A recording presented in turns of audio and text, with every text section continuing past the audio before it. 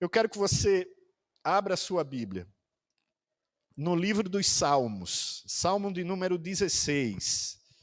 Salmo de número 16, livro dos Salmos, Salmo de número 16.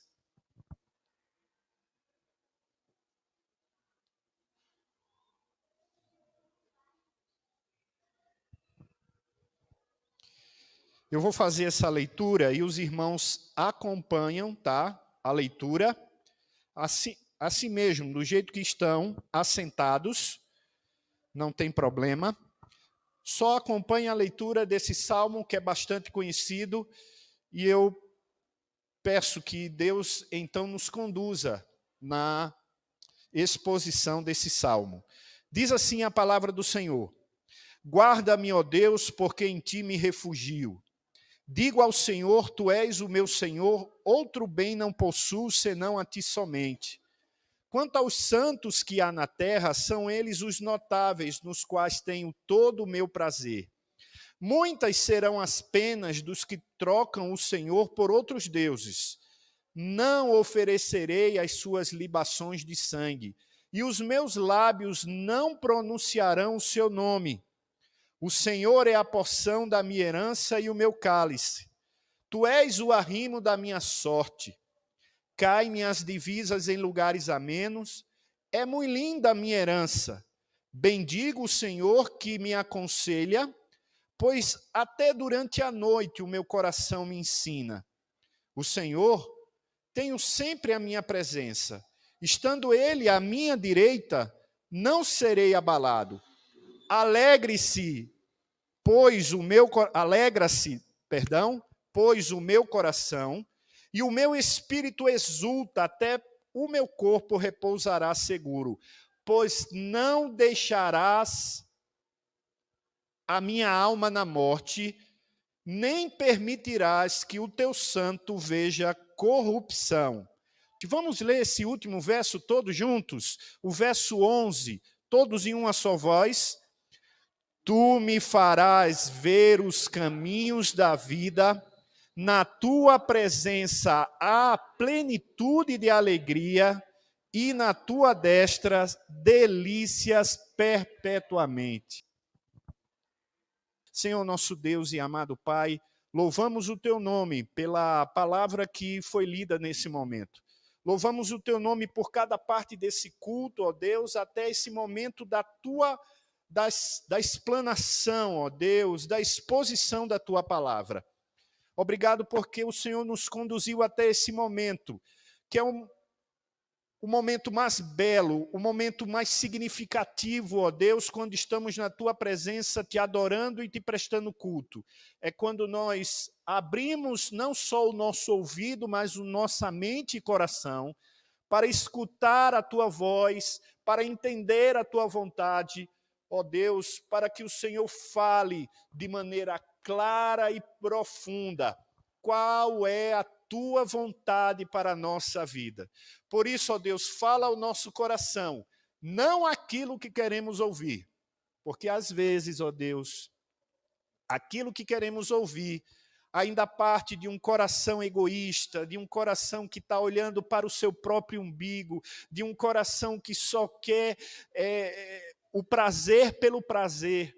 Por isso, ó Deus, mesmo que doa, mesmo que incomode, mesmo que nos constranja, que o Senhor fale de maneira clara, absoluta, verdadeira, singular, especial, para que saiamos daqui, ó Deus, diferente da maneira como entramos, não por causa do pregador, não por causa do pastor, não por causa de quem dirigiu o louvor, não por causa de nenhuma artifício humano ou a humanidade aqui presente, mas única e exclusivamente por ti, ó Deus, por ti, Senhor, que é Criador, Salvador, sustentador de todas as coisas. Oramos assim, em nome e por amor de Cristo.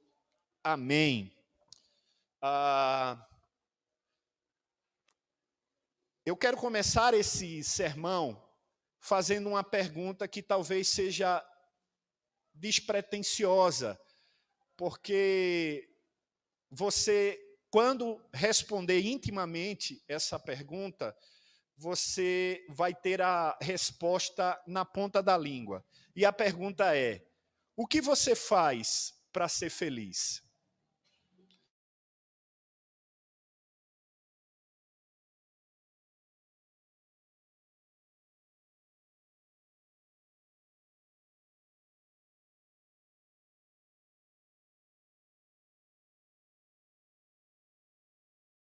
Encontrar, né, algumas bem-aventuranças que poderiam fazer com que nós estivéssemos aqui abordando ali o Sermão do Monte, quando Deus pede, ou Jesus Cristo diz: bem-aventurado é aquele que, ou seja, felicíssimo, não é? Porque bem-aventurado significa muito feliz.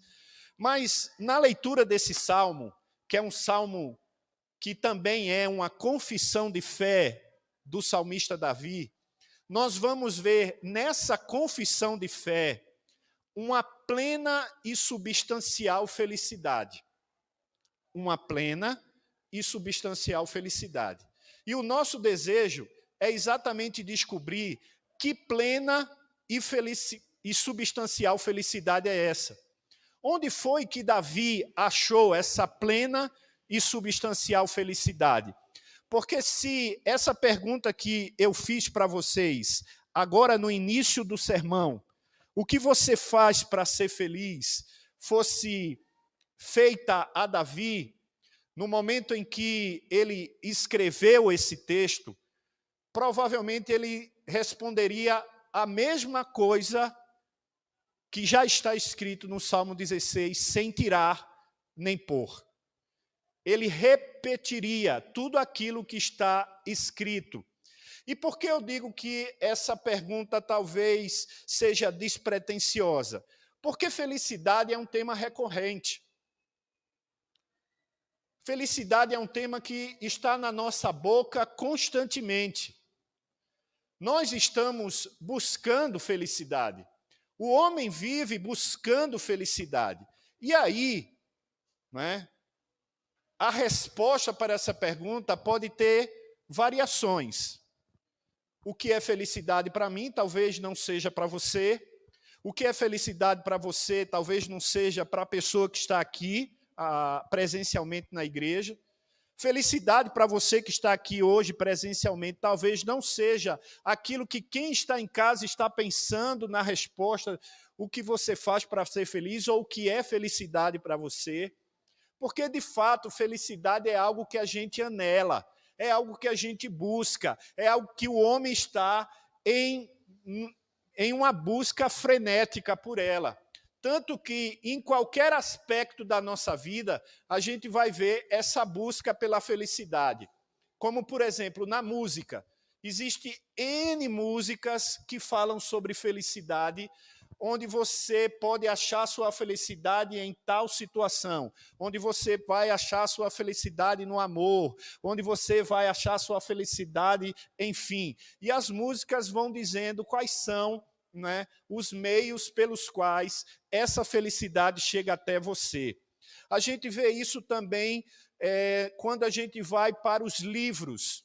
Né? Existem hoje vários, centenas, né, talvez até milhares de livros que o tema central é felicidade, mostrando e apresentando para os seus leitores como é que você alcança essa felicidade. O que dizer então dos filmes? Né? Existe um filme que é protagonizado por Will Smith e seu filho, que, se eu não me engano, é A Procura ou A Busca pela Felicidade. Né? E quem assistiu aqui, eu não vou dar spoiler, né? Porque se você não assistiu, vale a pena assistir. Né? Mas ali existe um contexto de uma busca pela felicidade dentro daquilo que o autor pensou que era a felicidade para aquele personagem. Né? E aí a gente percebe um pouquinho de spoiler só, lá vai, que a felicidade para ele é poder ter um emprego para poder sustentar o seu filho e dar ao seu filho uma vida digna. E isso pode ser a felicidade para muitos. E seria errado? Não, não seria errado. Mas a pergunta é, será que é apenas isso? Será que a felicidade é apenas o dinheiro? Será que a felicidade é apenas as drogas? Será que a felicidade é apenas o sexo? Será que a felicidade é apenas aquilo que de material você tem e adquire? E eu também não estou fazendo apologia à pobreza ou a qualquer outra coisa, e que você não deve ir atrás do seu, do seu futuro profissional, você não deve ir atrás do dinheiro. Vá, na medida em que isso não se torne maior do que quem realmente precisa ser maior na sua vida, que é Deus. A maior prova disso, eu sei que minha introdução já está um pouco longa, se eu tivesse aqui no sermão de prova, os meus amigos já diziam, essa introdução já não está dando mais. Mas talvez seja por isso que Clarice Falcão, uma compositora, cantora, que há muitos anos tem trabalhado para o grupo Pão de Açúcar, e aqui nenhum merchandising aí para o grupo Pão de Açúcar, mas é porque faz parte da história para você entender. Há cerca de uns 5, 6 anos atrás, ela mudou um pouco o jingle. Não sei se você sabe, mas é ela que faz o jingle do Pão de Açúcar. Para ser feliz, o que você faz para ser feliz? Eu não sei se você já viu o jingle o tema central é felicidade.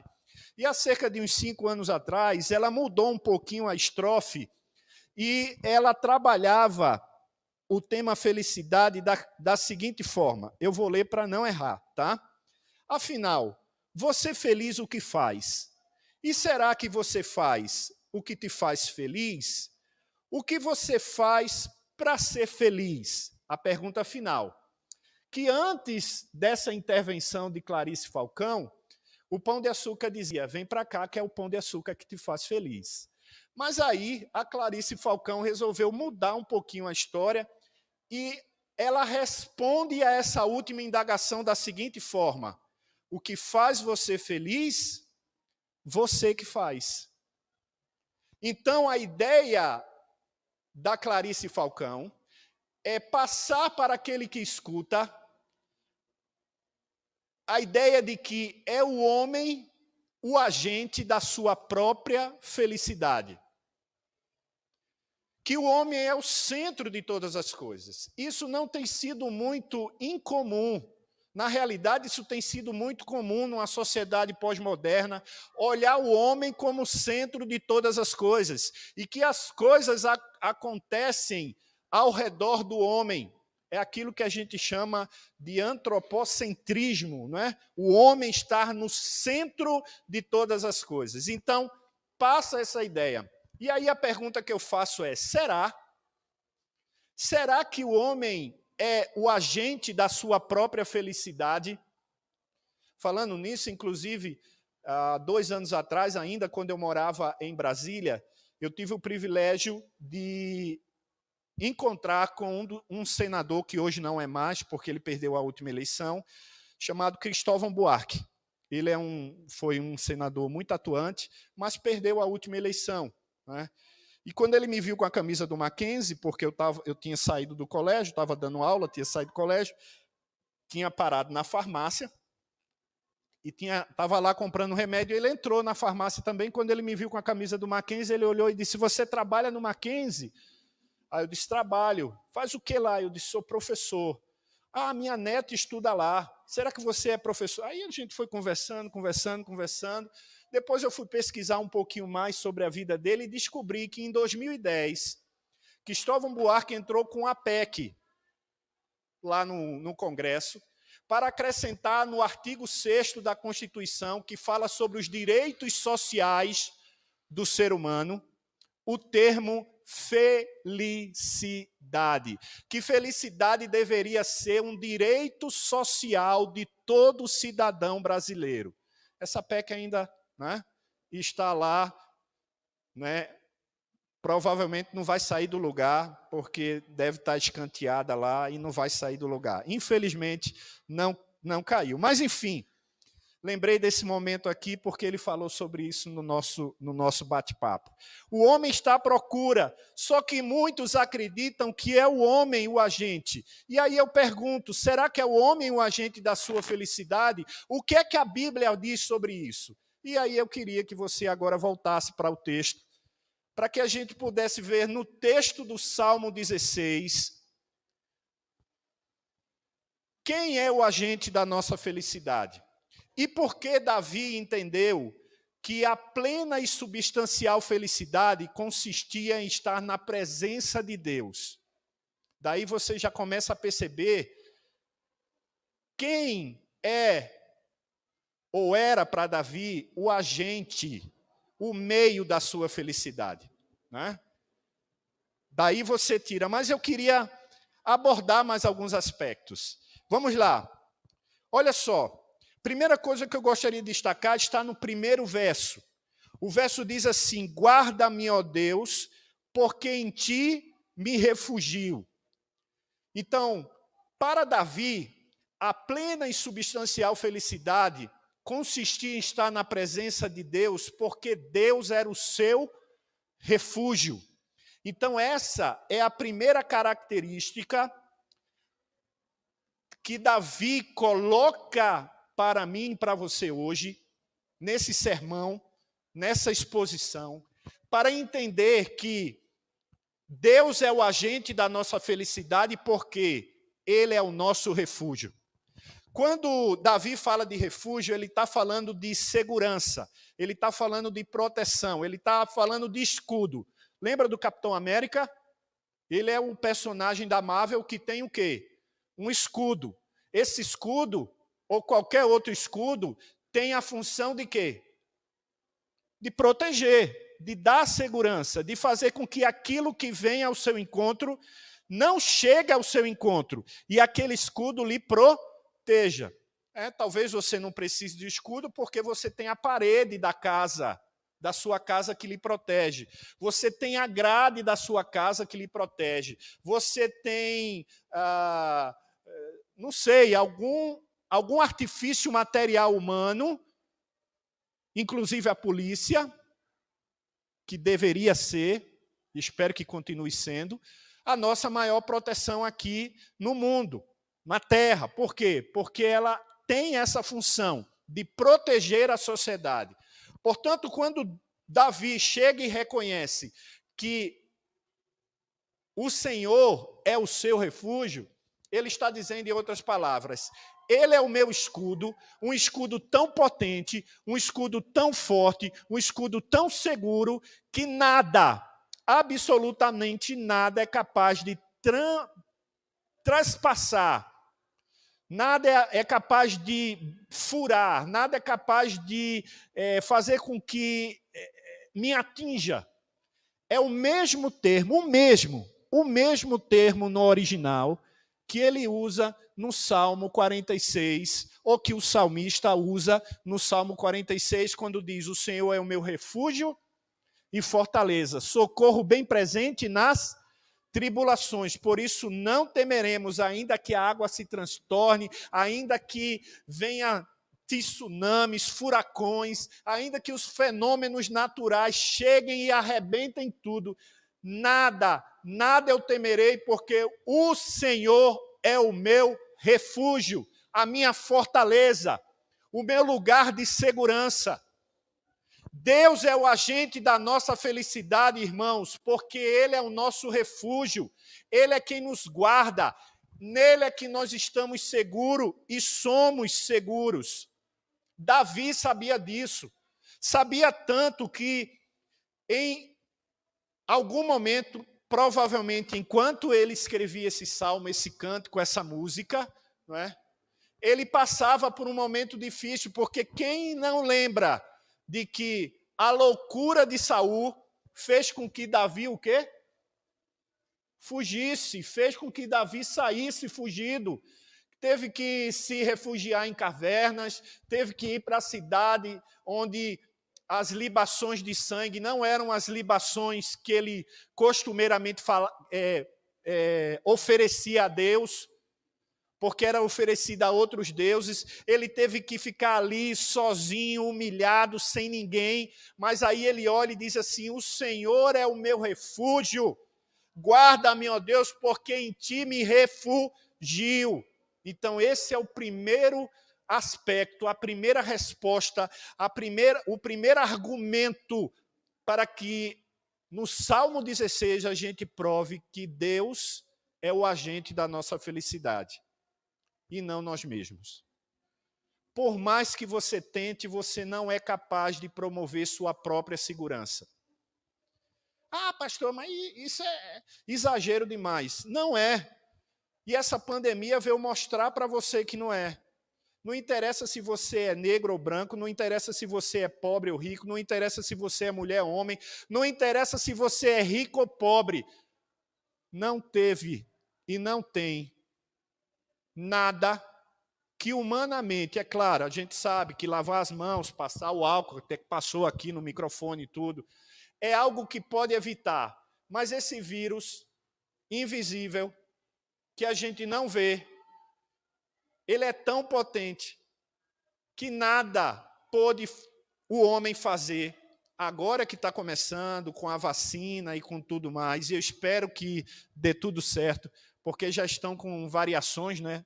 O coronavírus já está com variações, que eu espero que a vacina feita para o vírus original sirva para as variações que já estão existindo, porque aqui no Brasil, só no Brasil, pelo que eu vi e li, já são 26.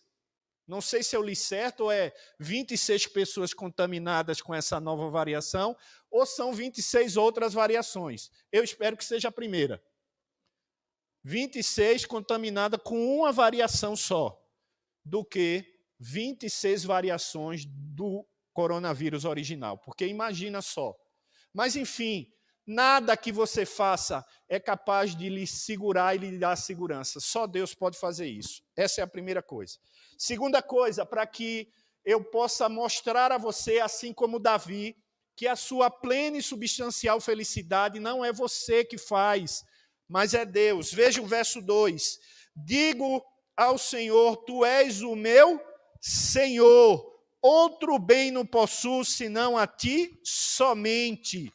Digo ao Senhor, tu és o meu o quê? Senhor. Veja a declaração de fé de Davi. Ele olhava para Deus como Senhor, soberano, criador, sustentador. Esse Senhor aí não é um Senhor por educação, quando a gente está com alguém mais velho, que a gente olha para ele e diz assim: sim, Senhor, tudo bem, Senhor. Vou fazer, Senhor, por educação. Esse Senhor aqui é o Senhor de alguém que reconhece Deus como soberano, como de fato Ele é soberano. Um Deus que do nada fez todas as coisas, não é assim que diz Gênesis, capítulo 1, verso 1? Deus criou do nada, é porque no português, não é, Marcelo? No português, o nada não aparece. Mas quem estuda o hebraico, o Bereshit, Bará, Elohim, o Bará significa nada, criou do nada. Mas quando vai para a tradução do português, criou Deus os céus e a terra. Criou do nada, Deus criou todas as coisas quando nada existia. Aí quando nós vamos para o Salmo 139, diz que de maneira assombrosamente maravilhosa o Senhor nos formou. Formou todas as coisas, porque Ele é soberano, Ele é Deus acima de qualquer coisa, qualquer pessoa, qualquer ser dessa face da terra ou de qualquer outra. Se é que você acredita aí em extraterrestre, por exemplo. Não estou dizendo que eu não acredito, só estou colocando a coisa aí. Mas Deus, Ele é Senhor. Sendo Senhor, então Ele é o agente. Ele é que produz. Ele é que faz com que a minha e a sua felicidade sejam concretas e reais, porque Ele é o nosso Senhor, com S maiúsculo. E aí Ele diz, outro bem não possuo, outra coisa não possuo. Ter Deus como soberano é a maior bênção e o maior presente e o maior bem que eu possuo. Por isso é que ele diz, outro bem não possuo, senão a ti somente. Quanto aos santos que há na terra, são eles os notáveis, nos quais eu tenho todo o meu prazer. Muitos serão as penas dos que trocam o Senhor por outros deuses. Lembra?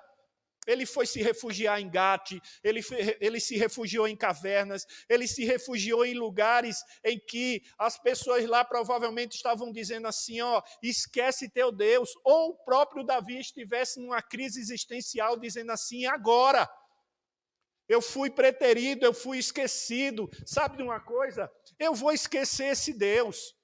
Eu vou aqui adorar outros deuses porque eu estou na pindaíba. Pindaíba, sabe o que é, né? Pronto.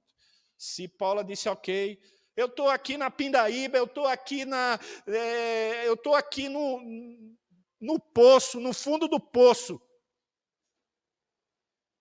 Mas ele olhou e disse, não oferecerei libações de sangue desses, porque eles são deuses falsos, só Deus é o Deus verdadeiro. Por isso, a plena e substancial felicidade de Davi estava em Deus, porque Deus é o agente, porque ele é refúgio e porque ele é fortaleza. Mas o texto continua e não para por aí. Pelo menos mais 2 ou 3 coisas bem rápidas aqui. Veja o que diz no verso 5. O Senhor é a porção da minha herança e o meu cálice. Tu és o arrimo da minha sorte, cai-me as divisas em lugares amenos, e é muito linda o quê? A minha herança. Sabe por que Deus é o agente da nossa felicidade? Porque Ele é a nossa herança. Ele produz a nossa herança. Irmãos, por causa do pecado, por causa da queda do primeiro homem, do primeiro ser humano, homem e mulher, não é? Toda a raça humana, tudo que existe na terra está num estado de queda, de imperfeição, de perversidade. Por isso é que o texto diz que todos se corromperam e se extraviaram. Não há quem faça o bem, não há nenhum sequer. E o veredito já estava decretado, já está decretado, morte eterna. Deus, na sua justiça, Deus, na sua soberania, decretou o veredito desde o momento em que o homem caiu do seu estado de perfeição. Morte não só física, como morte eterna, separação de Deus. A herança para essa situação é a eternidade longe de Deus. Quando a gente fala de herança, não é? A gente geralmente lembra de dinheiro, de fortuna, de bens materiais. E não é para ser diferente, porque de fato é isso. Seu pai, seu avô, alguém da sua família morre, então ele deixa essa herança para os seus familiares, que pode ser boa, mas que não pode ser tão boa assim, porque pode ser herança de dívida, né?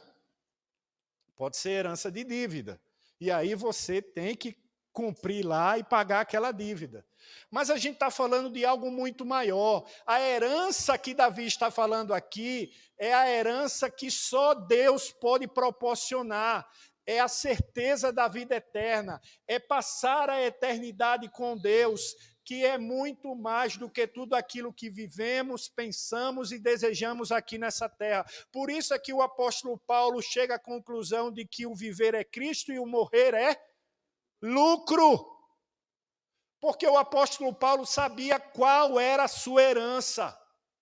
Ele tinha certeza da sua herança, assim como Davi também tinha certeza quando disse, o Senhor é a porção da minha herança, o Senhor é o meu cálice, tu és o arrimo da minha sorte. Olha, pode estar ruim à minha direita, pode estar pior à minha esquerda, pode estar um caos atrás de mim, tudo de ruim na minha frente, mas o Senhor é a minha herança. Se eu não receber nada nessa vida, eu já tenho aquilo que de mais importante eu tenho que ter, que é a certeza de que Deus me deu a vida eterna, e a vida eterna em Cristo Jesus faz com que eu passe a ter a certeza de que a minha eternidade será com Deus.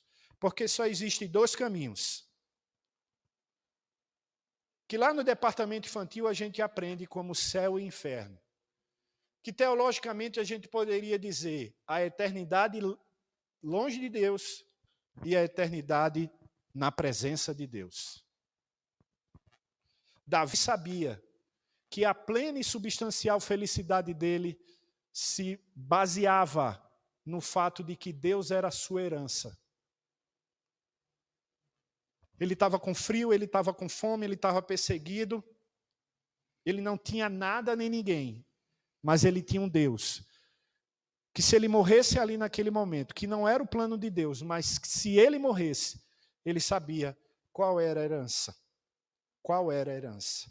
Mas o texto continua dizendo no verso 7, bendigo o Senhor que me aconselha, pois até durante a noite o meu coração me ensina.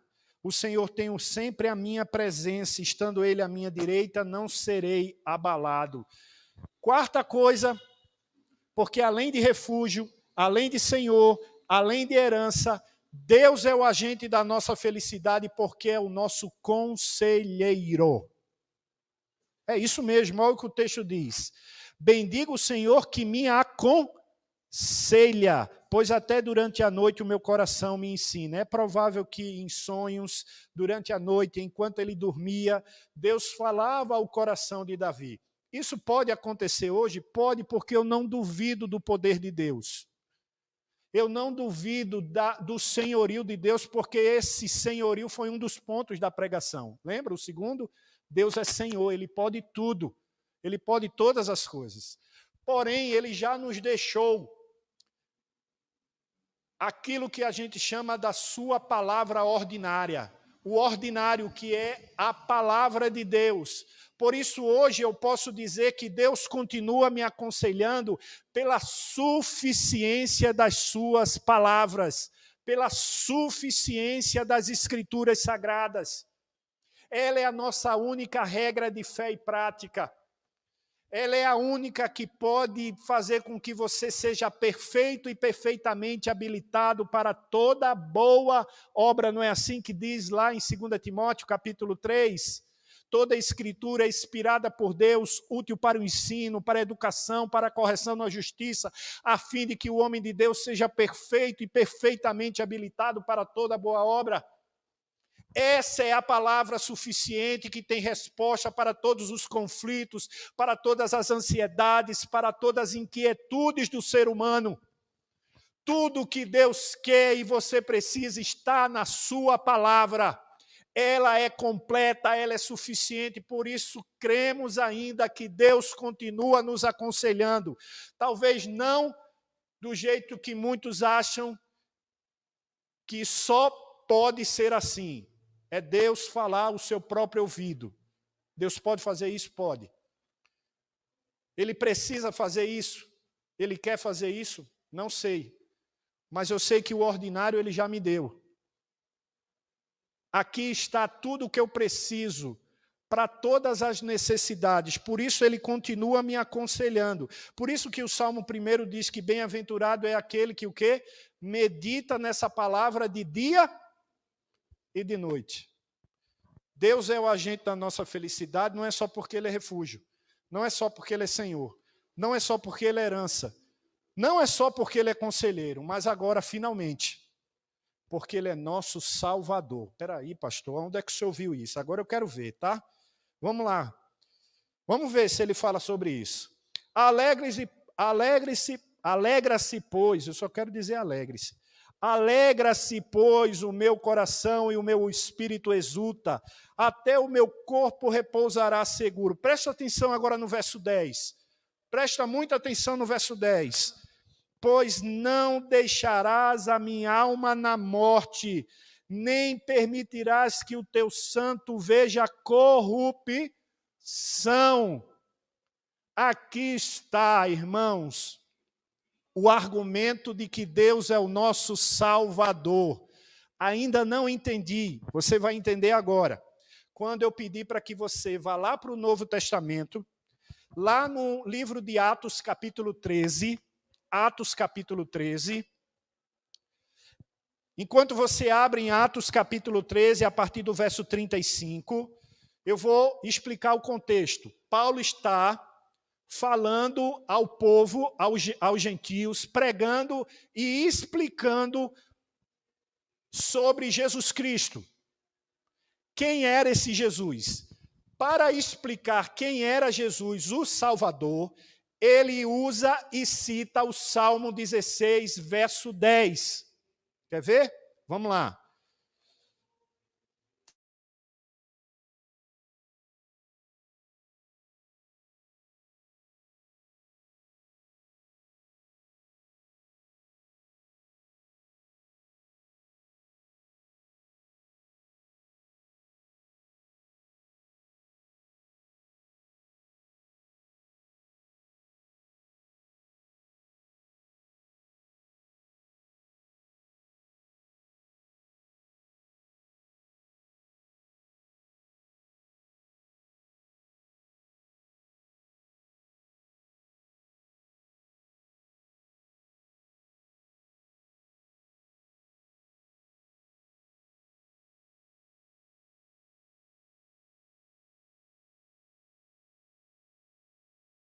De que se vos anuncia a remissão de pecados por intermédio deste, e por meio dele, todo o que crê é justificado de todas as coisas nas quais vós não pudestes ser justificados pela lei de Moisés. Amém. Obrigado, Marcelo. Então está aí a prova. Paulo falando sobre Jesus aos gentios, falando que Jesus era a justificação deles, falando que Jesus era a remissão de pecados. Ele cita o Salmo 16, falando que o santo que Davi estava falando não era o próprio Davi, porque a primeira vez que eu li o Salmo 16, ainda lá atrás, 20 anos atrás, na minha caminhada inicial no Evangelho, eu pensava que Davi estava falando dele mesmo. Davi estava chegando dizendo, esse santo aqui sou eu mesmo. O Senhor não vai permitir que o teu santo, veja corrupção. Mas, na realidade, Davi já estava apontando para Cristo. Por isso é que a gente pode dizer que esse é um salmo messiânico, porque Davi aponta para Cristo. Esse santo que não viu corrupção foi Cristo, porque se ele tivesse visto corrupção, o que ele fez na cruz não teria valido de nada. Mas porque ele não viu pecado, ele não viu corrupção, ele não pecou, o sacrifício dele na cruz foi suficiente para nos perdoar de todos os pecados e nos purificar de toda a injustiça. Aleluia!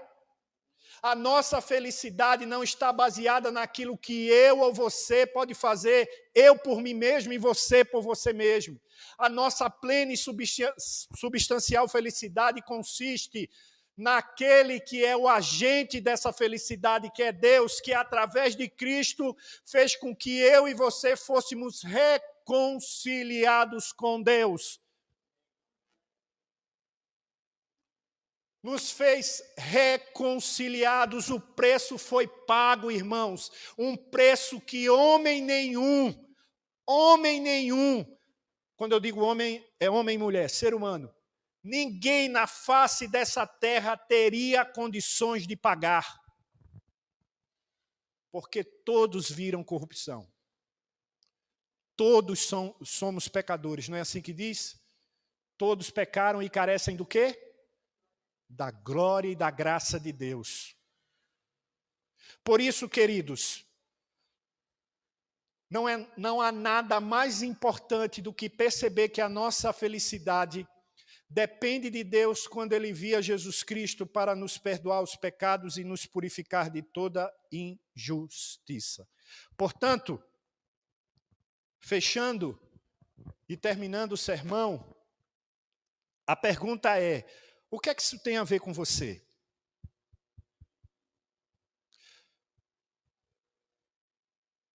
Eu quero retornar então à introdução, o finalzinho dela, para dizer assim, que eu discordo não só de Clarice Falcão, mas de todos quantos pensam que é o próprio homem o agente da sua felicidade.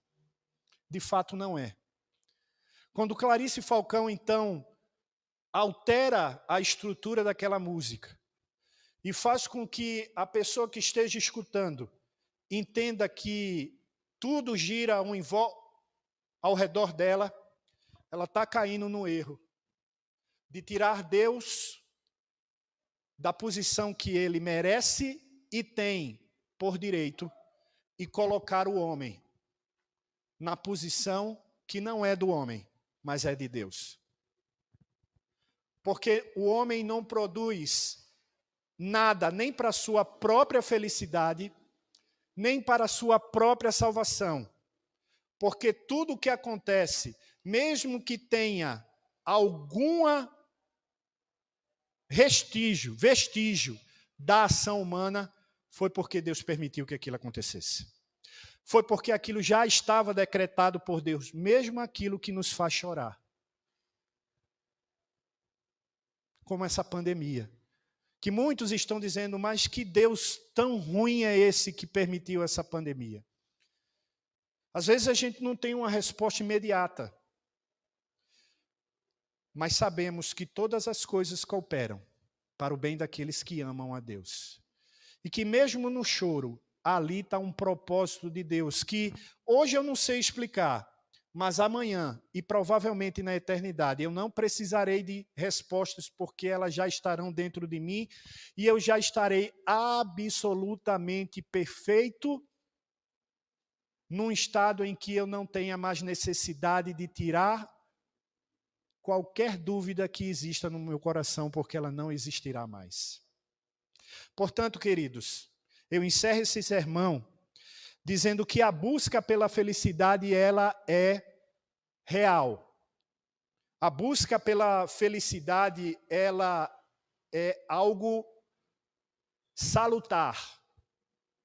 Porém, quando a gente busca a felicidade em pessoas e coisas que não podem nos dar a plena e substancial felicidade, aí você, homem e mulher, vai viver a sua vida frustrado, cheios de conflitos e aborrecimentos, porque de fato você não está olhando para aquele que é a sua felicidade, que é Deus.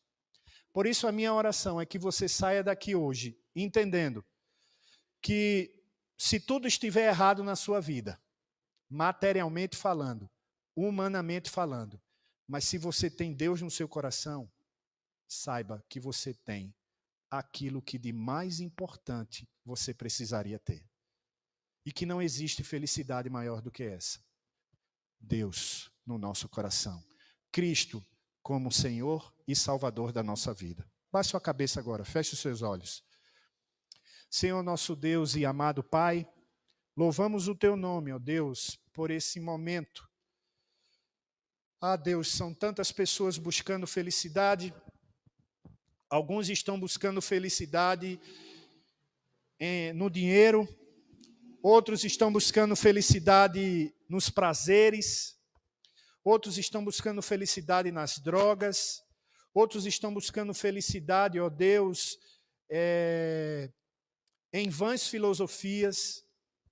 Mas a Tua palavra hoje, no Salmo 16, nos ensinou que é na Tua presença que há plenitude de alegria. Que é na Tua presença que há delícias perpetuamente. Por isso, Deus, faz da nossa vida, ó Pai, uma vida de delícias perpétuas. Porque mesmo quando o problema e a dificuldade surgir, eles não são capazes de tirar a nossa alegria.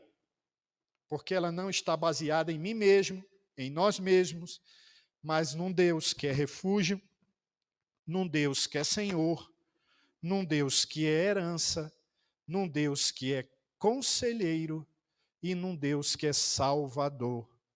Louvado seja o nome do Senhor. Oramos assim. Amém. Deus abençoe, queridos.